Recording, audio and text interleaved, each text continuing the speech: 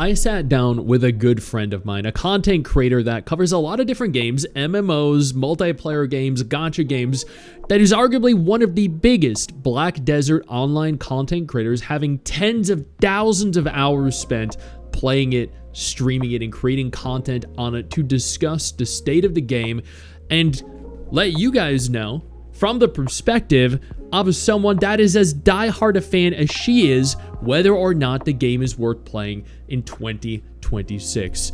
If you don't already follow her on Twitch, Twitter, YouTube, go ahead and fix that right now. Now let's go ahead and jump right in. I have been playing BDO for about 10 years now.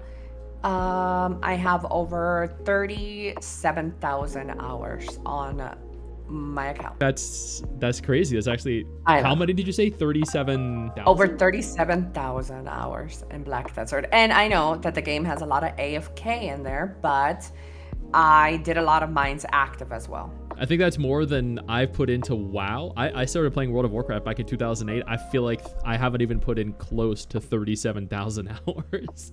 That's unreal. Yeah, but I mean, it is inflated with some fishing, but I haven't been much of an AFKer in BDO in general. What do you think of the game, though? Like, generally, as someone that's been playing it for over a decade now, do you enjoy it as much as you did when you started? Do you think it's gotten better or worse? Do you think it sucks? Well, a lot of this answer is carried by nostalgia. So at the beginning of Black Desert, it was my first like super open world MMO, and it was really doing something that no other MMO was doing, right? Everybody's doing the traditional theme park MMO where you reset your gear, but this one was different. And my opinion is very carried by nostalgia. I really enjoyed Black Desert when I first played it. Seems like the game is a little bit different nowadays. I'm enjoying it more of a casual nowadays than hardcore. Do you think it's gotten better since you started playing originally, or do you think it's gotten worse? Because the game has changed a lot, like even in terms of focus, like even the characters are different in style and theme, like and you know, no MMO stays the same. WoW has changed drastically over the last decade. Final Fantasy 14 has changed a lot. Like, what are your thoughts on BDO and its, I guess, like its trajectory and how it's been moving over the last several years? It's good and bad. I think in some areas, it's kind of lost its luster. The classes don't feel as original anymore. They almost seem a little sloppily copied from previous classes. So you could tell the development of the game has changed in some areas and made better in other areas. For instance, something that is good is that the game is destroyed some of its barriers it didn't want to dip its toe in, like putting dance emotes in the game. They were against it at the beginning, but now they do it. So they broken, this is just one example, there's many I can list, but that's one of the examples where they have went back on their hard stance on and changed for the better. But then there are some that feel a little sloppy. Like, again, the characters they create almost don't feel as original or as exciting as they used to feel. I feel like Final Fantasy 14 also did that a lot, which is kind of a shame. But then at the same time, how many classes are there in BDO right now? There are like 26, I think. And that's a lot of classes. Exactly. So coming up with new ideas for classes is also going to be very difficult. I mean, Vindictus is another game, another action game specifically with dozens of classes as well. So, you know, not trying to defend them here, and I totally agree with you, but at the same time, like it's I get it. Yeah. I'm assuming it can get pretty difficult coming up with new classes as well, especially while trying to keep to that theme that they have without trying to go like too extreme and introduce like, you know, mechanical superheroes or like Gundams or something like that. Exactly. I do feel, though, to be fair, that they're adding more quick stuff that they could get away with, because I do think a lot of the development went into Crimson Desert. So it almost feels like there was more of a smaller team working on BDO the last couple of years. Speaking of that, how active do you think, because I mean, less content, longer content cadence, so the frequency with which content is released to the general public to consume, kind of leaves people with less to Yeah. do, and therefore like deters people from logging in actively and playing it. How active do you think the game is these days? Because like a couple years ago when I was actively playing BDO, because admittedly Uh-huh. I haven't played in a little while, but with back when I was playing it a couple years ago, there I think Pearl Abyss was saying they had like hundreds of thousands of daily active players and like millions of like monthly active players total. So that was already putting it in the, you know, one of the most popular, most played MMO, like at the top of those lists. But how often Right. do you think, or How many active do you active think, players? yeah, the game Yeah. is these days? I think Black Desert has definitely gone down in activity and active players, though I don't think it's that much though. Um, I think on Steam, it's always kept a consistent average, but again, these are probably not active, but that doesn't mean that they don't show interest, right? Anybody who's logged in, even if they're AFK, is clearly showing interest of playing Black Desert, so they play it at some point. Maybe they actively grind when they're not fishing because they're at work. So I think in general, the game has suffered a little bit of a decline, but I don't think a ton. If you had me gun to head right now, answer how many active players I think are across all the platforms that it's in, I would say maybe 200,000. Yeah, throughout everything, all regions, everything. Which is still a lot. Like at the end of It's the still a day, lot. a lot of MMOs have declined. I think ESO is probably one of the biggest probably losses. They they used to be top 3, you know, like WoW, Final Fantasy 14, and ESO or BDO. They'd kind of navigate, or they'd kind of like trade positions on who was like at 3rd or 4th place, and then ESO dropped from hundreds of thousands down to like, I think they were claiming there was less than like 50-60,000 players when last I checked. So that had a monumental drop off, which is kind of crazy. For sure. It's good to see that BDO is doing good. Do you think that for new players, that the game is easy for them to not only pick up but catch up? Because I remember back when the last time Pearl Abyss sponsored me, they had me go into it for a new class, and when starting a new class, you know, you have to start at level 1, so you have that entire new player experience again. But even though like the new player experience had changed, it was still very like overwhelming for me as someone that still had played it as much as I did. There were still lots of menus to navigate. There were still a lot of like little intricate details that I think is what, you know, partially makes BDO, you know, like a more deeper, more complex game, but is also, you know, very difficult for people that haven't played it to get into. So do you think that like these days the game is easy to not only pick up, but also is it easy for players to catch up to, you know, an end game point without having to grind like 6 months straight, 12 hours a day like a second job? Well, that's never going to happen for Black Desert. It's a steep vertical climb. So a player who is active, say John, right, player 1, he's been playing for 10 years, he's a veteran, and he grinds every day at least 5 hours a day. A new player will never dream of catching up. Like, forget about that. That's like never going to happen. They have made it a little bit easier for new players to get super expedited in gear, so you can get into the more exciting combat, the more exciting grind spots. But again, player 1, a veteran, will never be caught up by a new player. It's just like impossible. Even through swiping, it's going to take you months and months and months, years to put in that time to even be comparable or close to player 1. They have shortened the gap a little bit, but there's something to be said about vertical climb. This is why I prefer BDO over a game that resets every 6 months like Final Fantasy 14 or World of Warcraft. I want my progress to show that I've been grinding that game, and the game is like showing me, hey, this is what you worked for. You get to log in a week for now and still enjoy being in the top percent of gear. But BDO has done a lot of good things for new players, including like always seasons, because they used to have like seasons on and off, but now it's always seasons. So if you're a new player, you could jump right in and get super gear. You could get a tier 10 horse, which costs people months and months to get, but they're just giving it to for free. Like they give you like close to in-game gear. They give you a bunch of stuff as just a coming in player, which arguably some of the veteran players probably have a problem with, but not me. I think games should facilitate an easier entry to new players and or returning players. So they've done a good job by that. Still, player one, veteran player will always have an advantage, but how much of that does it matter? I don't think it should matter since PvP is level capped anyways. Most of the popular PvP that happens in Black Desert is synced anyways. The only exception would be open world, where if you run into the veteran player, then, you know, PvP might break out and you might not stand a chance. But yeah, I mean, it's not that big of a deal in my opinion. You did mention swiping could make it easier for players to catch up. Not that they could inherently catch up, but it made it a little easier.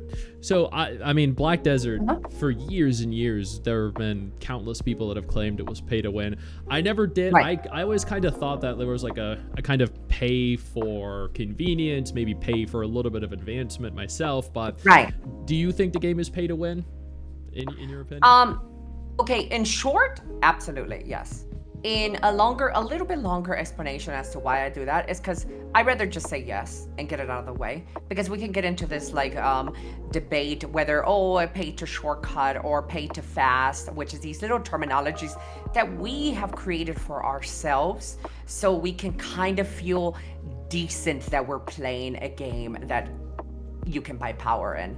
But when you really like take all that in, if two players start at the same time, one player swipes and the other one doesn't, the player that swipes will absolutely have better gear, more of it, and a better time with the money he spent on the game. So for me, inherently, that is pay to win. How much should that matter to a player? I don't think so. Since again, most of that gear that could even matter is in PvP, because it doesn't matter anywhere else. So unless you like really care about, you can even spectate other people's gear in that game. So like there's no way of like stroking your ego or anything, or hardly, outside from PvP. And the most popular PvP in that game is capped. So it is, in short, pay to win, and I'd rather define it as that before we get into these like little micro definitions of it. I think it's just better as a player to accept it and say, yeah, you know what, it is. And it doesn't really have a big bearing in my experience or 10 other people's experiences. Yeah. I mean, that's a solid way of putting it. It's the same thing that WoW does. People are like, people could spend real money and sell WoW tokens, right? Which are like I don't know if you play WoW, but I know of it, but yeah, I don't play it. Okay, cool. So the WoW tokens are just like a membership, like the 30-day membership for the game, so you can play it. But if you sell 10 of them, right, and they sell for like 300K a pop, you're making 3 million. So you can buy some very good gear from the auction house with that money. So then technically you can't buy like the best gear, but you can buy very good gear that allows you to do better in PvP, to do better in PvE, and like get into the higher item level requirement, like mythic content and stuff like that. So some people are like, that is definitely pay to win, and other people are like, no, it's not pay to win, because all that gear, you can get in game yourself. They're not selling it directly. It's just an extension of what you can use your real money that you purchased the WoW token with as. So yeah, there's a lot of like definitions, individual labels as to what's pay to win. So I get it. Yeah. I just think it's easier to just say, you know what, it is pay to win. I'm gonna stop trying to defend this. It is, but who cares? Yeah. Speaking about PvP though, and PvE, what is there tactically to do? Like for anyone that hasn't played the game or hasn't played it as extensively as you, like what do you do in the game? Okay, so when we play video games or in live service games, we want to know about the in-game, right? Like what do you strive for? What is there to do? Well, this is another thing that I forgot to mention earlier, where Black Desert devs, Pearl Abyss, have done a really good thing. BDO for a long period only had the definition of in-game, and its in-game was PvP, but that's a little bit changed now. So it's more PvE and PvP now for in-game. So I'll quickly tell you what this means. In the past, you just grinded a harder area, but there was really nothing to look forward to other than just getting a little bit more gear so you can survive and kill faster. Nowadays, they added an entire area, region, where it's in-game PvE, where you need to reach a certain gear cap, or else you couldn't effectively get currency by defeating bosses to upgrade to the best in slot gear. So now you have these castles that are filled with bosses, and you have to meet the requirement to challenge that boss. When you defeat the boss on a weekly timer, which is something that I hate, by the way. I don't like weekly timers and daily timers, but or gate keeping stuff like that, time gated. But now you reach that gear, you challenge the boss, defeat the boss, get currency to upgrade to the best in slot gear.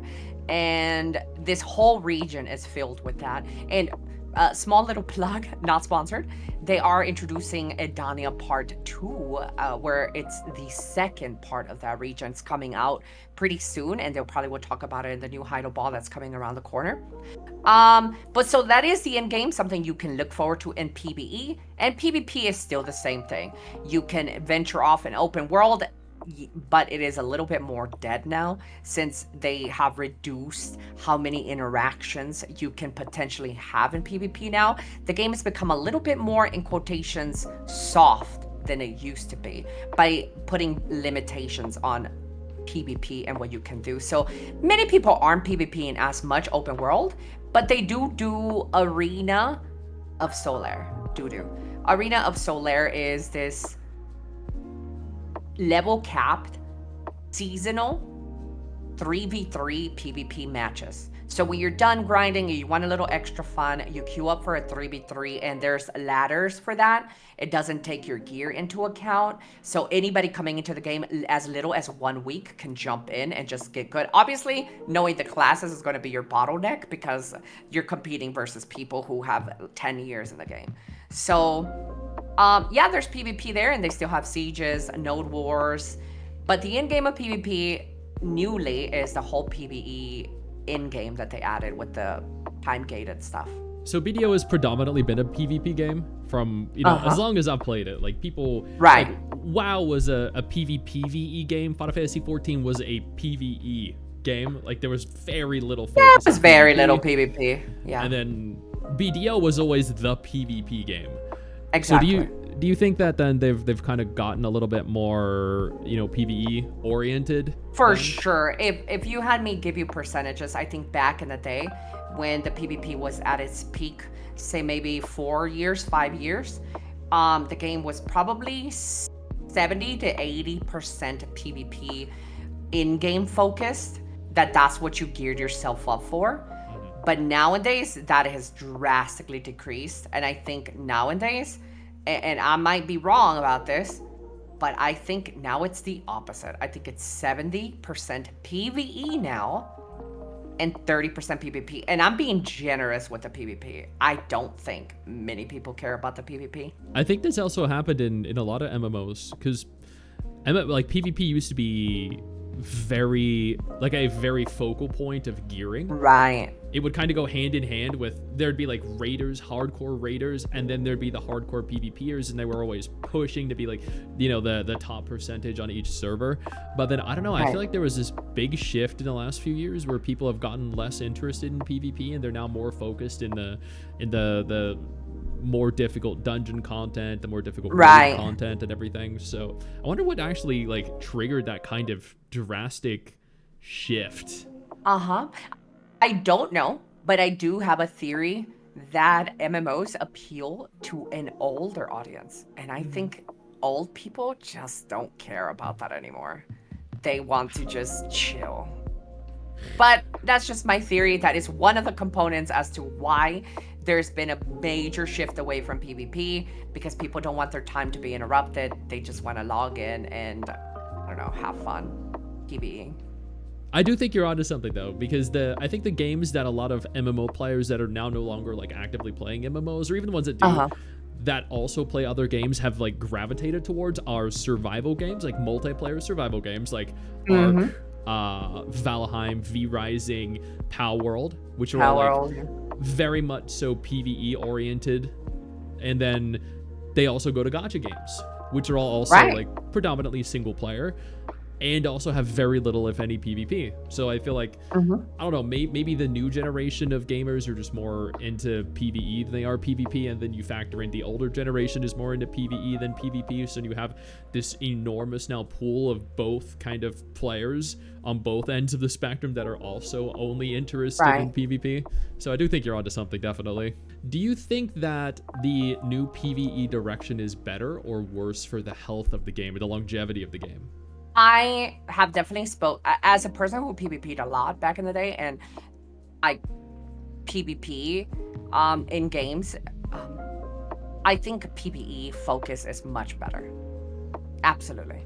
I think I wouldn't say that I would want them to completely eliminate PvP.